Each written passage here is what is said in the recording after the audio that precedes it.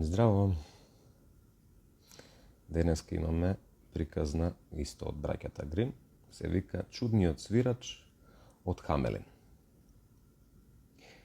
Еднаш одамна во еден град наречен Хамелин имаше страшна наезда од ставарци.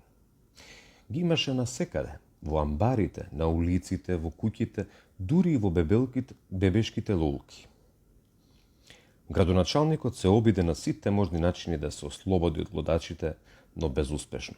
А трпението на граѓаните беше на крајот, кога еден ден во градот дојде едно чудно облечен човек со фрула. Тој отиде кај градоначалникот и му рече: "Ваша висост, господару мој, ако ми дадете награда за минутка, може би и овој час од ставарците ваши ќе нема ниту трага, ниту глас." Градоначалникот ќе дадеше се, само да се ослободи од штетниците, па веднаш се согласи.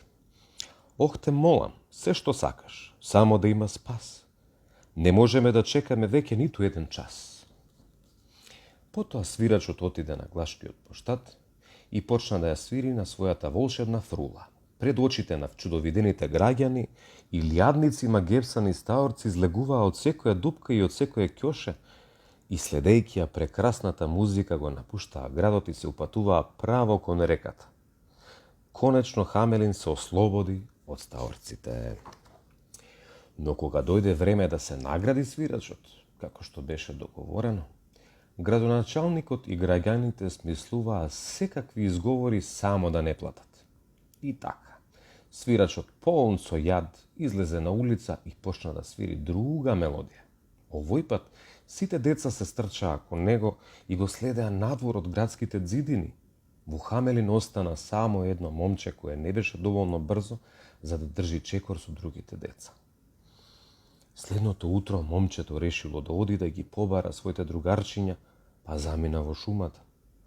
По пат си правеше друштво свирејќи на една шупелка што си ја имаше изделкано од парче дрво. Кога слушна друга мелодија која беше како ехо на неговата, ја следеше и дојде до една пештера во која се криеја свирачот и сите деца од градот. Момчето го молеше свирачот за да ги врати сите негови другарчиња во нивните домови. Свирачот, кој всушност имаше добро срце, реши да му ја даде на момчето неговата волшебна фрула за да може да ги води децата назад во Хамелин. На разиграниот ритам на музиката од фрулата, децата го следеа нивното храбро другарче на патот до градот. Кога родителите ги видоа, скокаа од радост заедно со градоначалникот кој самиот беше татко. Од тој ден градоначалникот и граѓаните на Хамелин секогаш си го одржуваа ветувањето, но веќе никогаш повторно не слушнаа нешто за чудниот свирач. Се гледаме утре. Чао!